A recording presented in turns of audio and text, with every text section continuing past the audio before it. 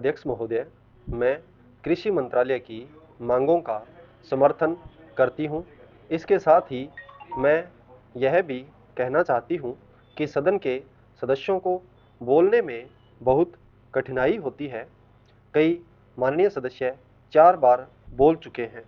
अब अगर किसी महिला को मौका मिला है तो उनको तो सहानुभूति होनी चाहिए। मैं कहना चाहती हूँ कि मैं किसान की लड़की हूँ और खेती करने वाले घर में महिलाएं बहुत काम करती है, इसलिए उनको खेती का अच्छा अनुभव होता है। हमारे देश में कम से कम वही होना चाहिए। कम खेती करने वाले घरों में महिलाएं ज़्यादा काम करती हैं, उनको हर सुविधा होनी चाहिए। हमारे मध्य प्रदेश में इस वर्ष पानी बहुत कम बरसा है। वर्षा बहुत कम हुई है। वर्षा कम होने की वजह से फसल बहुत कम हुई है। इसलिए मेरी प्रार्थना है कि किसानों का इस वर्ष का लगान माफ़ कर दिया जाना चाहिए। उनसे इस वर्ष लगान बिल्कुल नहीं लिया जाना चाहिए। वहाँ पर किसान ने अगर 5 मन बीज डाला था तो मुश्किल से 10 मन गेहूं ही हुआ होगा। किसान रो रहे हैं, उनको कोई सुविधा नहीं है, इसलिए उनका इस वर्ष का लगान माफ़ कर दिया जाना चाहिए। आपको चाहिए कि आप गेहूं की कीमत निर्धारित कर दें। किसान की खलिहान में जब गल्ला आता है और उसको जब वह बाजार में ले जाता है तो वहाँ पर व्यापारी लोग उसको कम कीमत में खरीद लेते हैं और खरीदकर अपने घर भर लेते हैं। बाद में जब जनवरी फरवरी का महीना आता है उस समय उसको दुगुने या उससे भी अधिक दामों पर बेचते हैं। जनवरी फरवरी से पहले वे गल्ला घरों से निकालते ही नहीं हैं। किसानों को व्यापारी लोग कम दाम देकर चूसते हैं। किसानों के घर में कुछ नहीं बचता है। इसलिए हमारे कृषि मंत्री को सोचना चाहिए कि फसल आने के पहले वह दाम निर्धारित कर दें। फरवरी मार्च में दाम निर्धारित कर दें ताकि किसान का गल्ला कम दामों में न बिकने पाए।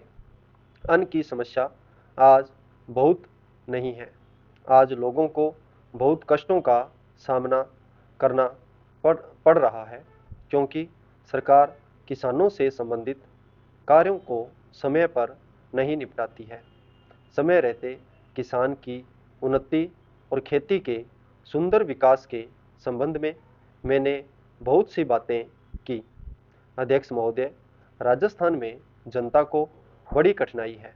वहाँ सूखा पड़ा हुआ है, मवेशी मर रहे हैं। ऐसे जो स्थान हैं वहाँ आपको कदम उठाने चाहिए। वहाँ लोगों को तथा मवेशियों को खाने के लिए देना चाहिए, उनकी सहायता करनी चाहिए। अगर आपने शहरों का ही ध्यान रखा तो देहातों की समस्या व किसान की समस्या को हल नहीं किया तो भविष्य में बड़ा संकट पैदा हो सकता है। जब मैं अपने क्षेत्र में कार्य करने के लिए जाती हूँ तो जिन लोगों ने वोट दिया होता है और जिन्होंने नहीं भी दिया होता है वे भी शिकायत करते हैं कि जब वोट का समय आता है तब तो आप कहती हैं कि लगान माफ़ होगा, गल्ला सस्ता होगा, गाय भैंस के लिए घास का प्रबंध होगा, लेकिन हो तो कुछ भी नहीं रहा है। अंग्रेज़ों से जब हमने राज प्राप्त किया था उस समय नारा लगाते थे कि लगान माफ़ होगा, नहरें खोदी जाएंगी, गाय भैंस के लिए घास का इंतज़ाम किया जाएगा, लेकिन कुछ नहीं हुआ। लगान भी दुगुना बढ़ गया है। जनता में इन सब बातों को लेकर बड़ा असंतोष है। हमारे मंत्री महोदय जिले का या प्रांत का दौरा करने जाते हैं तो रेस्ट हाउस में जाकर ठहरते हैं। देहातों में जाएं तो उनको असली हालत का पता चले, लेकिन वे तो रेस्ट हाउस में जाकर ठहरते हैं ताकि कहीं उनको लू न लग जाए। इसलिए मैं निवेदन करती हूँ कि उनको गांवों में जाना चाहिए।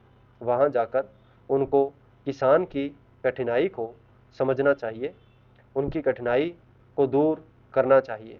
किसान इस समय बड़े भयभीत हैं, उनकी तरफ बहुत सा रुपया पड़ा हुआ है, तकावी का, बीज का, लगान का, बेल का इत्यादि। कलेक्टर या तहसीलदार उनको आज बहुत परेशान कर रहे हैं। उसके बेल नीलाम किए जा रहे हैं, जमीन नीलाम की जा रही है। उसको कचहरी में ले जाते हैं और पटवारी तहसीलदार किसान को जिस तरह से परेशान करते हैं उसका लेखा मैं नहीं दे सकती हूँ, उसका मैं वर्णन नहीं कर सकती हूँ। आज भ्रष्टाचार का ही बोलबाला है। जब तक 500 रुपया या 300 रुपया या 200 रुपया लेखपाल को या पटवारी को न मिले तब तक खाते में से नंबर वे लोग नहीं निकालते हैं। कचहरी में उन्हें परेशान किया जाता है और वे सब जगह परेशान होते हैं।